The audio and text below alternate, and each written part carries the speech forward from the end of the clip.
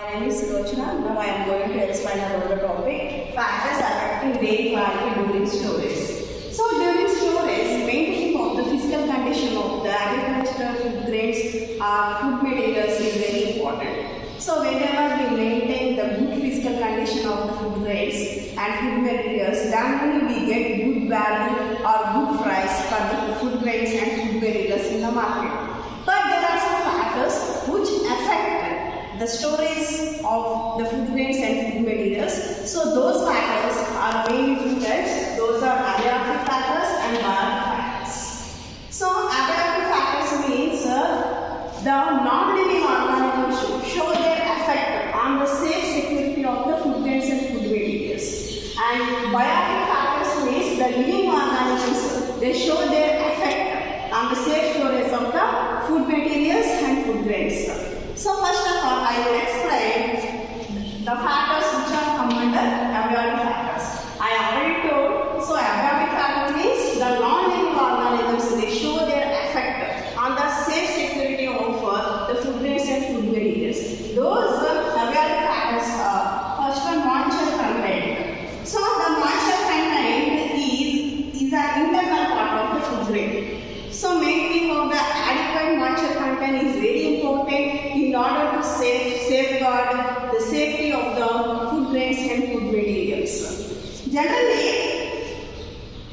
the food grains, they contain the maximum moisture content of immediately after harvest. So they contain the maximum moisture content between 16 degrees to 18 degrees. But generally, the food grains must have the moisture content generally 14 degrees Celsius. So in order to reduce the moisture content below the 14 degrees Celsius, so the food grains, they must be dried off in order to reduce the moisture content to 14 degrees Celsius. So maintaining the adequate moisture content is very important for the safe security of the food grains and food materials. And the second abiotic factor which affect the safety of the food grains and food materials is effect of material. So generally, we use different types of the materials in order to make the containers for the storage of the food grains and food materials. So selection of the material to make the container is very important. Generally, the metals, those are not selected as the materials for making the containers. For example, copper. So generally, we do not prefer copper as a material for making the containers because the copper reacts with the food materials and it makes the food materials spoilers.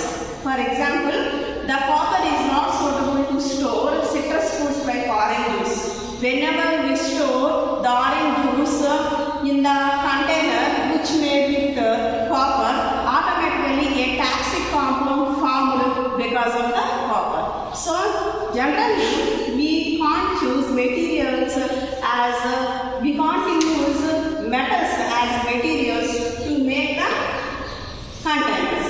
And the third abiotic factor is grain temperature.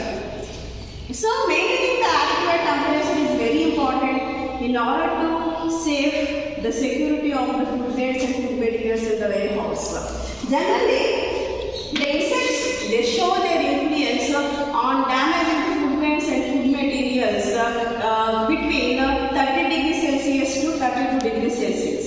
And the other insects show their influence majorly if the temperature is between 30 degrees Celsius and 40 degrees Celsius.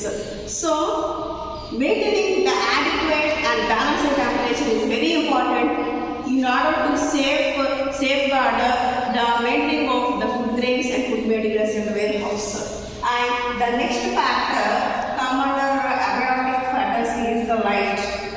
So the light is very important in order to secure the naturality of the food grains in the warehouse. Generally, natural light that detaches the breeding of the storage insects. So light is very powerful in destroying the unnecessary bacteria which is stored in the warehouse. So we have to take all the precautions to maintain natural light in the warehouse. And second one is biotic factors.